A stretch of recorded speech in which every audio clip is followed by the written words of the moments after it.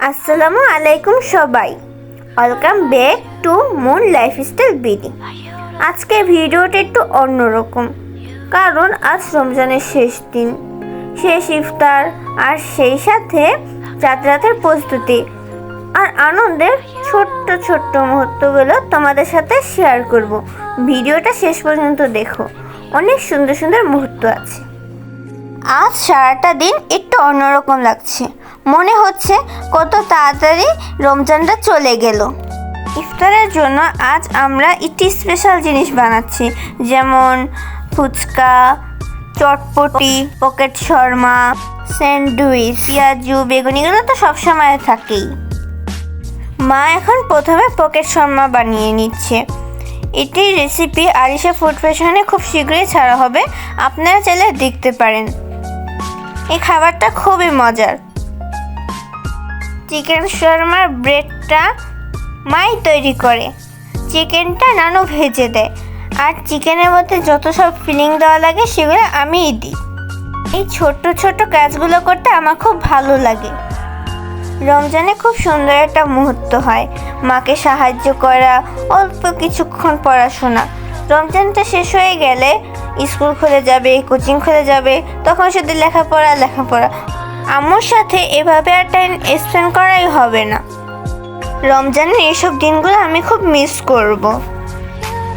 ইফতারের আগে সকালে মিলেমিশে কাজ করতে ভালোই লাগে, কখনো কখনো একটু ক্লান্ত লাগে, বাট সবার সাথে মিলেমিশে কাজ করতে ভালোই লাগে। মা এখন চিকেনটা রেডি করে নিচ্ছে, চিকেনের মধ্যে যাবতীয় যা যা মশলা লাগে আম্মু তা দিয়ে দিচ্ছে। এরপর সামান্য একটু তেল দিয়ে চিকেনটা ভেজে নিবে। এবার আম্মু দিয়ে দিচ্ছে তেল।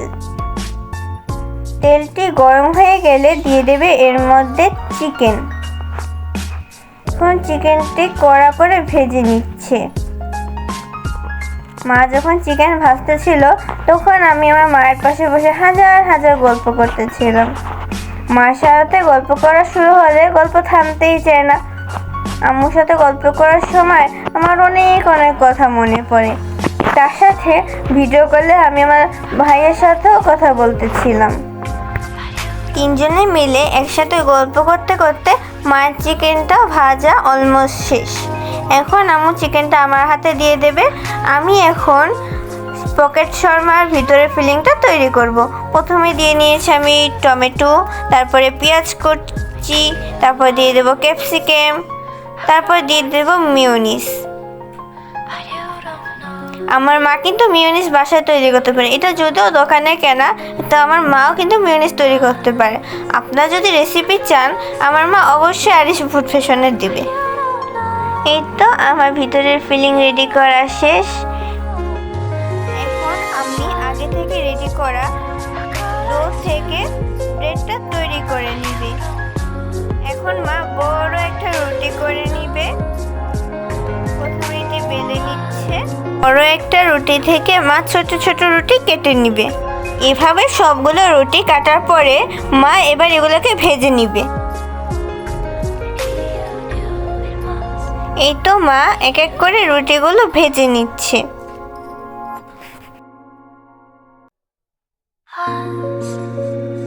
এখন আমি ব্রেডটা কেটে নেব। এরপর এর মধ্যে আমি পুরটা দিয়ে নিব। এবার আমি প্রত্যেকটা শর্মা তৈরি করে নিব। কেমন হয়েছে আমাকে জানাবেন। এখন আমি তৈরি করে নেব স্যান্ডউইচ। প্রথমেই আমি ব্রেডটা 4 কোণে কেটে নিচ্ছি। এবার নিয়ে নিচ্ছি ভাজা চিকেন, তারপর দিয়ে দেবো মিয়োনিজ। এটা মিয়োনিজ দেওয়া হয়ে গিয়েছে। এরপর আমি দেবো একটু গোলমরিচের গুঁড়া। আমি একটু গোলমরিচের গুঁড়ো একটু বেশি করে দিয়ে ফেলেছিলাম, পরে আবার উঠিয়ে নিয়েছি। এখন আমি মিক্স করে ব্রেডটার মধ্যে দিয়ে দিব। এখন আমি কেটে নিব। আবার একের পর এক দিয়ে আবার কেটে নিব। এভাবেই আমার সবগুলো স্যান্ডউইচ তৈরি করা হয়ে গিয়েছে। এখন ডাল ভিজিয়ে নিচ্ছি। এখন আম্মু চটপটি তৈরি করবে। মা আগে ডালগুলো সেদ্ধ করে নিচ্ছে।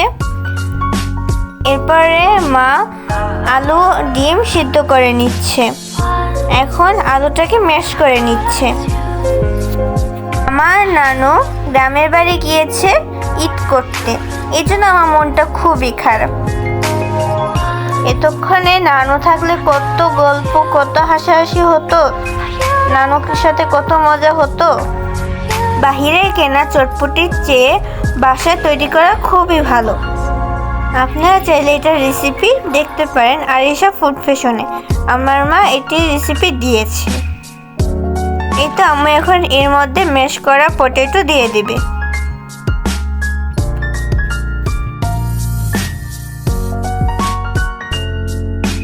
এর মধ্যে আম্মু রাঁধুনি চটপটি মশলা দিয়েছে। এখন এটা নাড়াচাড়া করে নিচ্ছে।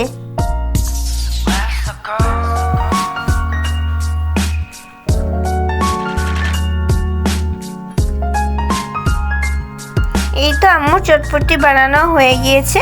এখন আম্মু একটা বাটিতে ঢেলে নিচ্ছে। এখন আমি শসা কেটে নিব। সাথে সাথে আমি আমার ভাইয়ের সাথেও কথা বলছি ভিডিও কলে। ভাইয়ের সাথে যে কত কথা, শেষই হতে চায় না।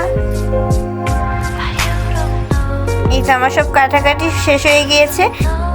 এখন আম্মু তেঁতুলের টকটা তৈরি করে নিয়েছে। এই রেসিপি আম্মু আরিশা ফুড ফ্যাশনে দিয়েছে। আমার এই টকটা বাহিরের টকের চেয়েও মজা হয়।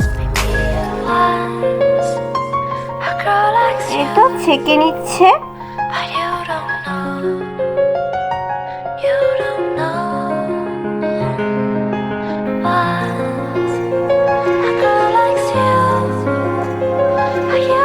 এখন এর মধ্যে আম্মু একটা স্পেশাল মশলা দিয়েছে, আর সেই রাঁধুনি চটপটির মশলাটা দিয়েছে, আরো যাবতীয় মশলা দিয়েছে। এখন এর মধ্যে আম্মু নুন দিয়েছে, আমি একটু ধনেপাতা দিয়েছি, একটু বোম্বাই মরিচ দিয়েছি, 3 চামচ চিনি দিয়েছে। এখন এর মধ্যে আম্মু ধনেপাতা দিয়ে দেবে, এরপর লেবু দিয়ে দেবে। এই তো আম্মুর টক তৈরি করা হয়ে গিয়েছে। এখন আম্মু ফুচকা ভেজে নিচ্ছে। এটা আম্মু ফুড পান্ডা থেকে অর্ডার দিয়েছিল। ফুড পান্ডা দিয়ে শুধু ফুচকা না, অনেক কিছু অর্ডার দিয়েছিল, আটা, তারপরে চিলি ফ্লেক্স, ফুচকা, আরো অনেক কিছু। এই তো আমার আম্মুর ফুচকা ভাজা শেষ। এখন আম্মু ফুচকা একটা প্লেটে নিয়ে নিচ্ছে। এখন একটা বাটিতে টক দিয়ে নিয়েছে, চিলি ফ্লেক্স দিয়েছে, লেবু দিয়েছে। এখন আম্মু চটপটি দিচ্ছে সবাইকে।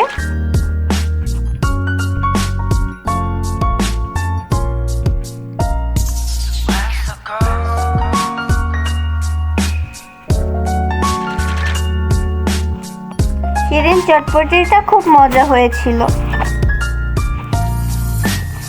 এবার আম্মু ফুচকা রেডি করবে। এখন আম্মু ডাল দিয়ে নিচ্ছে, ধনেপাতা দিচ্ছে, মরিচের গুঁড়ো দিচ্ছে, চিলি ফ্লেক্স দিচ্ছে, সেই রাঁধুনির চটপটি মশলা দিয়ে নিয়েছে। এখন আম্মু মাখিয়ে নিচ্ছে। ফুচকা চটপটি দিয়ে এবার আমরা চাঁদ রাত সেলিব্রেশন করেছি। টক দিয়ে নিচ্ছে, একটু মাখানো শেষ। এখন আমি ইফতারের টাইম হয়ে গিয়েছে, এখন আমি ট্রাই করব। খুব মজা হয়েছিল, আপনারা বাসায় চাইলে ট্রাই করতে পারেন। রমজানের ওই রোজার শেষে এলো খুশির তুই আপনাকে আজ বিলিয়ে দেশন আসমানি তাগিদ।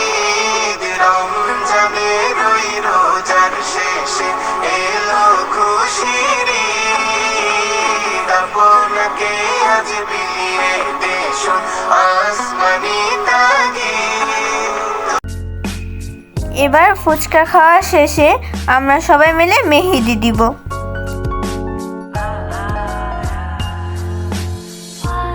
এরপর আম্মু আমার হাতে মেহেদি দিয়ে দিচ্ছে।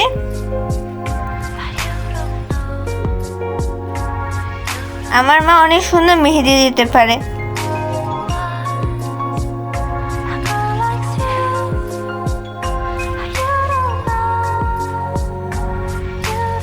আমি মেহেদি দিতে দিতে ঘুমিয়ে পড়েছিলাম। পরে ঘুম থেকে উঠে দেখে আমার মেহেদি দেওয়া শেষ হয়ে গিয়েছে।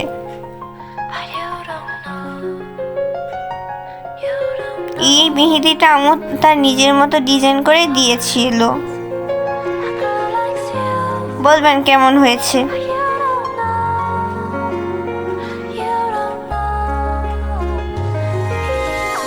এরপরে আমি অন্য হাতে দিয়ে দিচ্ছি।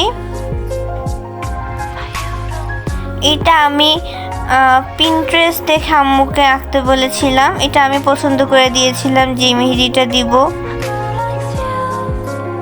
আমি সেদিন হাতে নেল পলিশও দিয়েছিলাম। আমার সবসময় নুট কালারের লিপস্টিক, নুট কালারের নেল পলিশ দিতে ভালো লাগে। আমার গাঢ় কালার তেমন একটা ভালো লাগে না।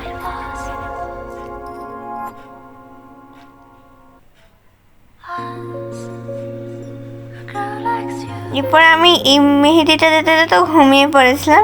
আমার না মেহেদি দিতে গেলে ঘুম আসে শুধু।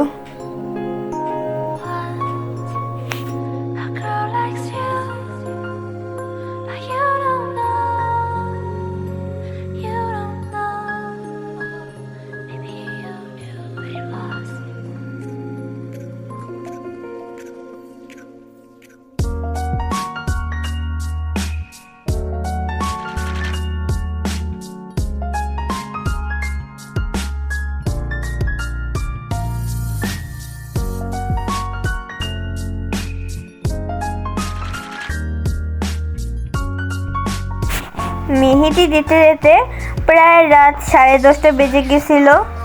এরপর আম্মু রান্না করতে গিয়েছিল। আম্মু রাত 3টা পর্যন্ত ঈদের প্রিপারেশন নিয়েছে। ইনশাআল্লাহ খুব শীঘ্রই ঈদের ব্লগ আপলোড করব। ঈদের দিন আমরা টিএসসি গিয়েছিলাম। ঈদের দিন আমরা খুব মজা করেছিলাম। মা অনেক মজা মজা রান্না করেছে। সব পরের ভিডিওতে আপলোড করব আমি। বলেন তো আমার এই মেহেদিটা দেওয়া কেমন হয়েছে? এই তো আমার সব মেহেদি দেওয়া শেষ। রমজান আমাদের অনেক কিছু শিখিয়ে যায়। ধৈর্য, কৃতজ্ঞতা আর নিজের সাথে একটু সময় কাটানো। আশা করি এই ভালো অভ্যাসগুলো ঈদের পরও ধরে রাখতে পারবো ইনশাআল্লাহ। সবাইকে ঈদের শুভেচ্ছা। ঈদ মোবারক।